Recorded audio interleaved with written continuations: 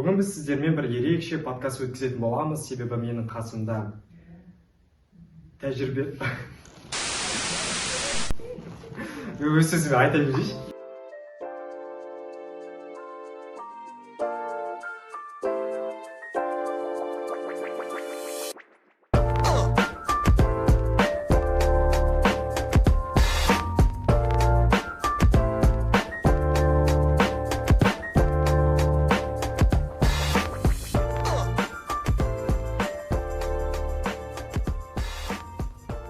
Қайырлы күн, құрметті тыңдармандар.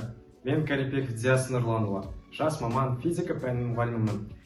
Бүгін біз сіздермен бір ерекше подкаст өткізетін боламыз. Себебі қасында білім беру саласында мол тәжірибесі бар, ұстаздық жолды өмірдің мәніне айналдырған азамат отыр. Ол әрине Жүкенов Қылыш Санашұлы. Дене шынықтыру пәнінің мұғалімі, үздік педагог, сонымен бірге директордың оқу ісі жөніндегі орынбасары. Олай болса, подкастымызға қош келдіңіз. Қош көрдік. Ұстаздық жолға қалай келдіңіз? Өзімді ұстаз ретінде елестете қоймадым. Артқа Яғни шегінер жол жоқ. Әрине, қиындықтар болады. Мен қатал болуым керек деген сияқты понятиялар болады. Бүгінгі таңда білім беру сапасын арттыру үшін қандай әдіс тәсілдерді қолданған дұрыс? Ал Диас, енді былай ғой. Біріншіден сабақты қызықтырақ өткізу керек. Біртұтас тәрбие деген ұғымды қалай түсінесіз? Енді ол білім мен тәрбиенің бөлінбеуі.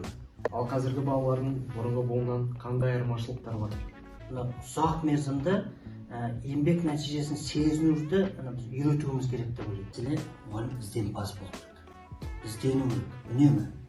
Бүгінгі бізге уақыт бөліп бөліскен ақпараттарыңызға көп рахмет айтамыз. Яғни осы әңгімелеріңіз болашақта, яғни келе жатқан жас мамандарға шабыт береді деген сенімдеміз.